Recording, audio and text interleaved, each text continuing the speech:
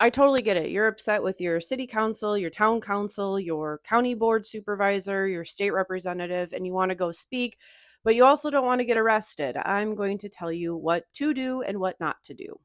Before you even walk in that room to go speak at a meeting, you need to find out how long public comment time is. For our county board, you only get 2 minutes to speak. Some of our local city meetings give you 3 minutes or 5 minutes to speak. But please know this is an exact speaking time. There's no, oops, sorry, I went over the time limit.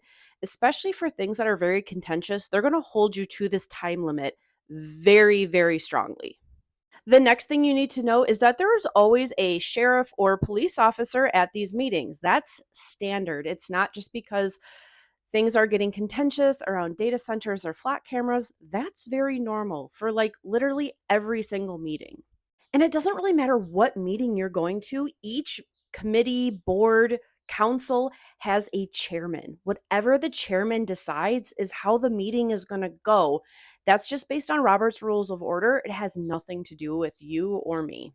Once you've made it into the room, you're going to be prepared to do two things before you even start talking. First, you need to give your name, first and last name. Second, you need to give your physical address. This feels really weird at first. It's to verify that you actually live in the area. And if you don't feel comfortable doing that, be prepared to have your name and address written down on a piece of paper, and you can hand it to the committee clerk or secretary so they can put it in their like meeting minutes later. You might also need to sign in on a sheet when you get there. However long the speaking limit is, that's all you get. You can't speak twice. You can't speak, sit down, and then get up later and ask for more time. Whatever you can fit in your time limit, that's all you get.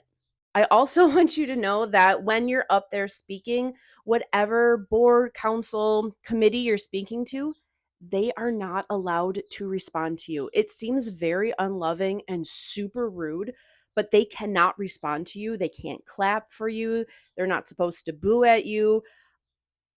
They just have to be quiet. And for me, this is really hard to do because I've heard some amazing speeches before that I really wanted to clap for, and I can't. You just have to sit there and be quiet. And that brings me to my last point. When it is not your turn to speak, when someone else is speaking, technically you're not supposed to clap or cheer or boo for them either. Mouth shut. Things like that are going to get you kicked out of the room, and it's very unfortunate, but it can happen. I've never seen anyone get kicked out of a meeting like this video shows, but it is possible. If you're being disruptive, you can be removed from the meeting. So don't be disruptive. You really do catch more flies with honey. And I know that sounds really dumb, especially when we're passionate about things, but trying to speak sweetly and kindly to people is such a great way to do it. This is my last piece of advice. Before you even get to the meeting, if you have time to email or call your representative, whether it's city, town, county, state, whatever, call them. Ask them to talk on the phone with you. If it's something like our local city, ask one of your city representatives out for coffee. That is totally fine. Things change so much when you can put eyeballs on people and you have to stare at them and explain your decision. This has nothing to do about bribing your local government officials. This literally is just saying, look at me, I am a real person. And coffee sometimes is the easiest way to do it.